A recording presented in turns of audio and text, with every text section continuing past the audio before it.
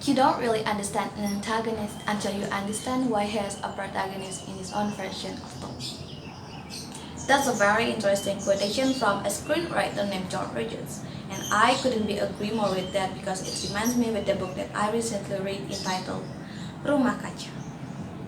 It is the last book of tetralogy Pulau Buru by Pramudia Anantatur. The fact that the main character is an antagonist makes the book feel so fresh and worth to read.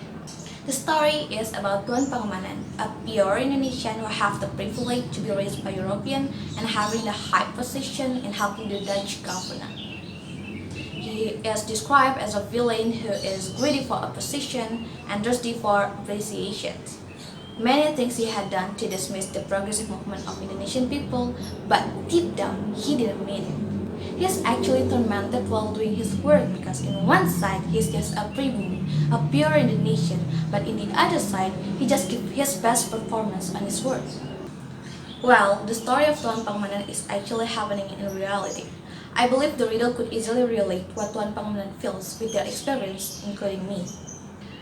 While Tuan Pangemanan is conflicting on how he should take his side between professionalism or desires and being judged as the antagonist, I kind of feel my surrounding having the same situation somehow. I am an activist, actively participated in several organizations and communities.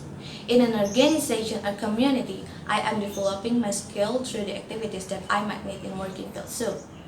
One of the skills that is needed is being able to work in a team. Oftentimes when I'm working in a team, I might find that my partners were not cooperating. For example, I have a story that I have run a project with two of my friends. We're on the same division, and I thought the project would run smoothly because I'm working with the people I trusted, but it didn't. My partner have too many excuses to not coming on a crucial meeting. They didn't follow the instructions to do the works. They even left me while I desperately need help because I'm exhausted just working by myself. It looks like they were the antagonists by saying what have they done towards me, right? I was so sad, angry, not knowing what I should do to them. I tried to find out what makes them bake like that. I tried to talk with each of them, but still failed to get the answer.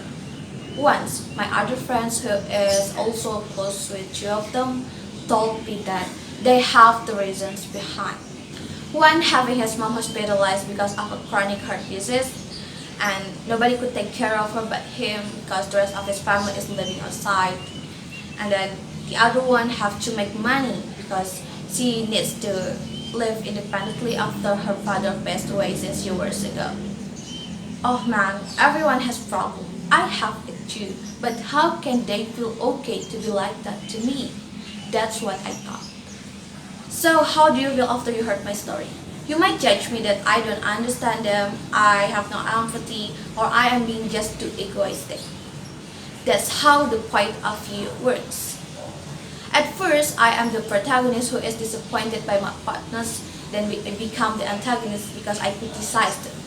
Otherwise, my partners were antagonists who became the protagonists after we knew their stories. Anyway, that's totally okay. What I should highlight is everyone can be either a protagonist or antagonist depends on how we see them and which perspective we use. We should see things from many points of view. Dig deeper so we know what's inside, not only what appears on the surface. We couldn't insist someone's thought or judgments. It's a very personal things. We couldn't control it. That's how life works. You can tell now what Tuan Pangman have been through and what sometimes we did. So what do you think? You still believe your enemy is an antagonist? Thank you, I am Ellena and I'm happy to share my thoughts.